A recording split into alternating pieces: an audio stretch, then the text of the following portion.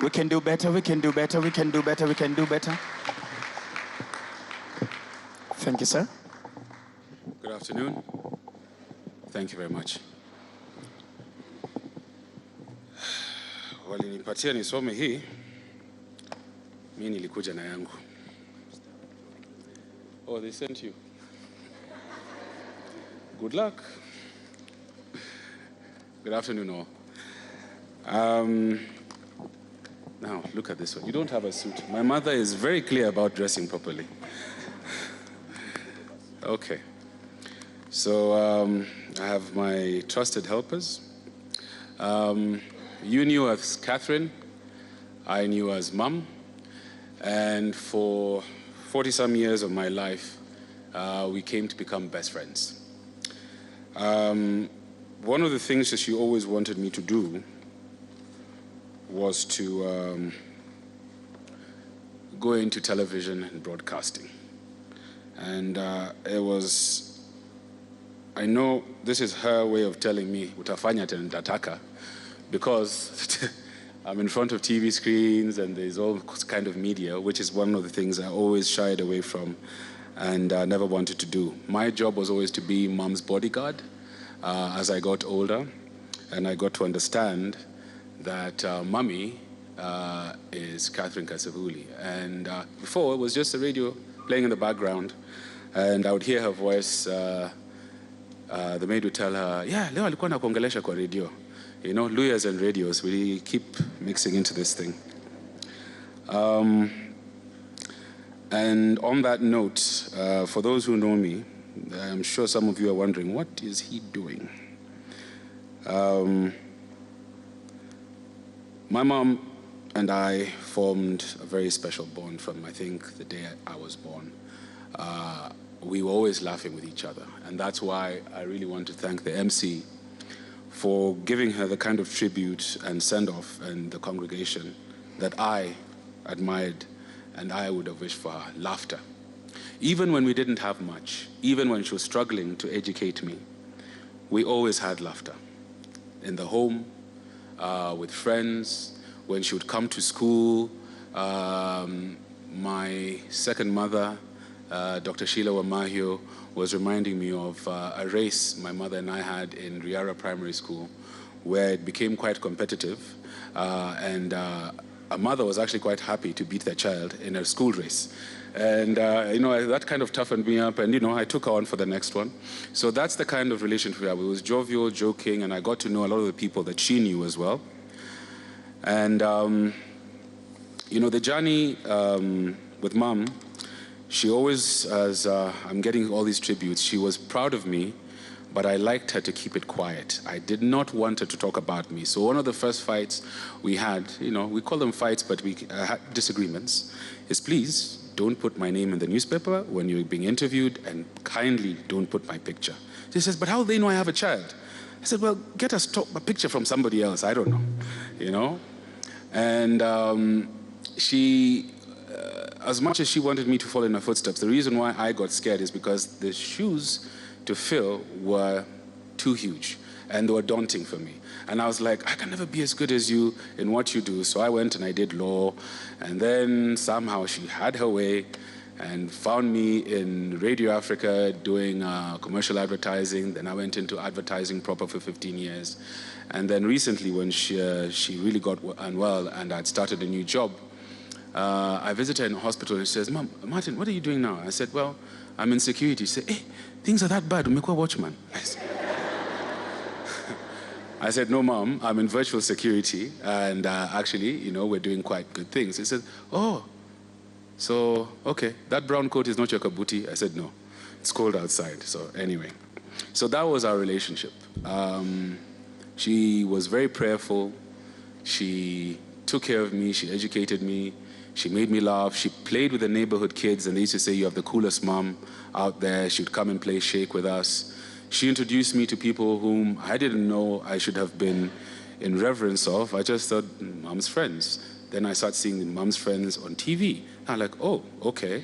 Then Mom's friends are doing this. And then I started, you know, coming into it. But she was always humble. There wasn't an air about her. And one of the things that she really tried to instill in me was humility. And on the part of humility, I am very humbled by Kenya. You really have taken care of your daughter.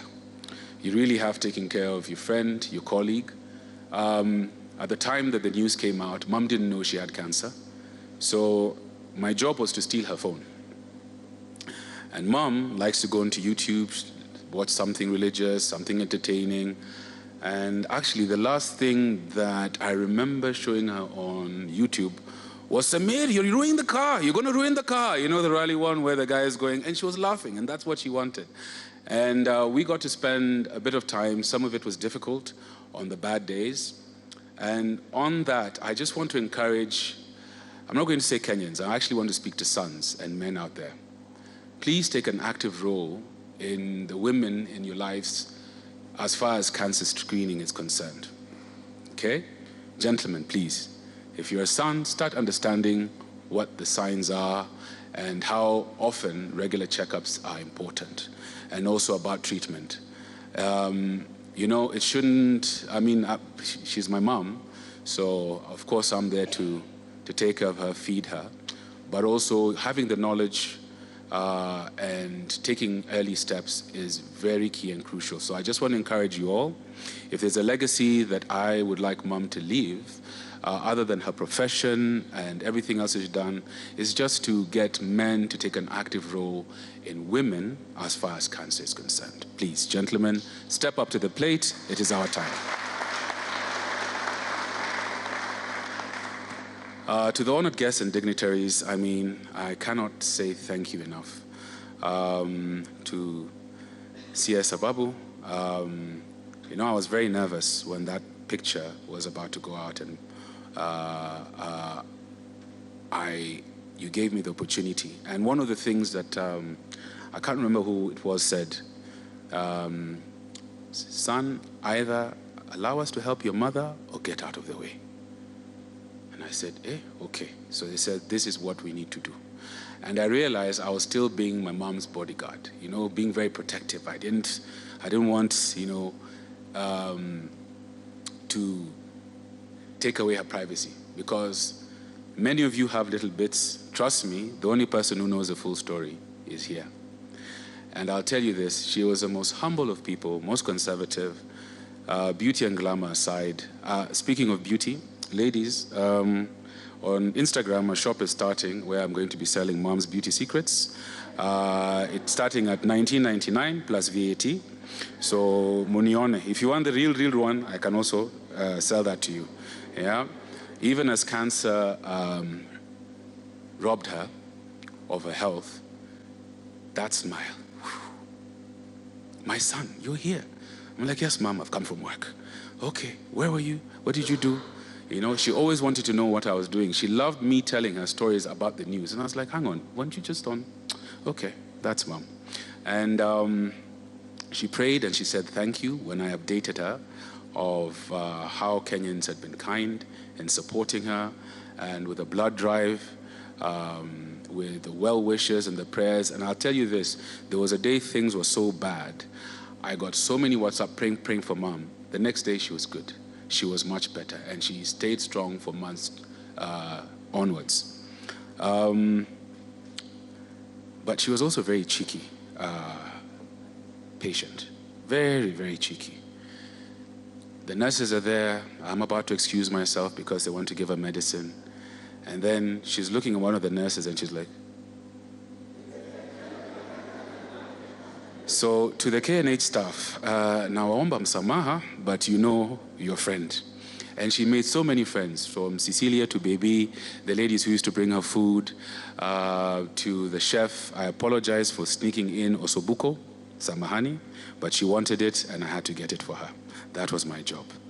To the CEO, to the doctors and the nurses on the 10th and the 9th floor, I genuinely thank you all, but I also will not be coming there anytime soon unless I'm coming to volunteer for something. Because I just realized the other day the smell is still lingering in my mind of the hospital corridors. I've become so used to it. But Mom, ever the person, would always make people feel comfortable. Strangers I would find in her room, and I'm like, excuse me, who are you? And mom's like, no, it's okay, you know. So, okay, fine. And she'd be kind to them. She would pray. And I got to hold mom, take care of her, oil her. Her sores. My Aunt Liz, you know, used to take a lot of care of us, sleep over many nights when she was in pain. And then there would be the dreaded phone call that I was hoping not to get because I knew I had not done. Son, have you taken your mother juice? And that would be Auntie Martha. And then I would have to give reports. And I can't lie because I don't know if she's in the hospital. So if I don't tell the truth, she will know. So I would just say, no, I didn't go. She says, okay, but make sure you did. And she was very supportive.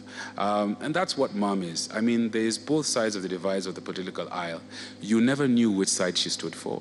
You never heard her in any way, shape, or form wearing a color to represent one side or another. And I really, truly thank her for that because it also made her trustworthy when she told you something. You know, you didn't doubt her motivations, you didn't doubt her motives. She was just about delivering the truth. And I am going to try and do a small little tribute to mom. And kindly just indulge me. Good afternoon, this is... Come on, try one more time. Good afternoon, this is... With the lunchtime news.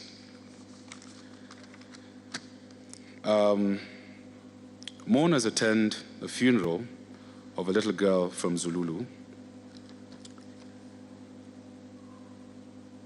Shock as my son finally decides to join media. I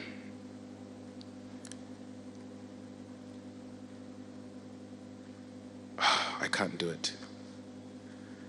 I really can't. That would be her final bulletin. And I've rehearsed this for the past few months, and at the risk of breaking down, I will cut that short. I just want to say I love you all. Thank you very much. God bless you, and to my family. Dude, I'm not falling. Chill. To my grandmother, you know, my mom was her favorite. And when my grandfather passed, my grandmother became my girlfriend. Now, her best friend has passed, so I hope to be her best friend. And we're going to stand together. And I just want to tell her that she shouldn't be sad. The two of us have got very many memories. And we've got many things to be warm for. My aunts, my cousins, my family, my friends, and especially to the committee that has been holding me. And actually, let me not call them committee, I just call them friends. I've had a lot of good friends who've, since mom fell sick, have held me. And then those who have stepped up during these very trying times, kindly just give them a round of applause because... And I told them this the other day. When somebody donates their time, not their wealth, but their time to support you, there is nobody who can give you anything better. And for that, I say thank you. God bless Mom. And to the church, Asanteni. I'd been out of the country for a while, so this is the first time I'm coming back in a long time. But Mom and I used to fellowship here fairly often. And it's bittersweet, but I thank God, and His ways are perfect. And I'll say thank you again. Asante.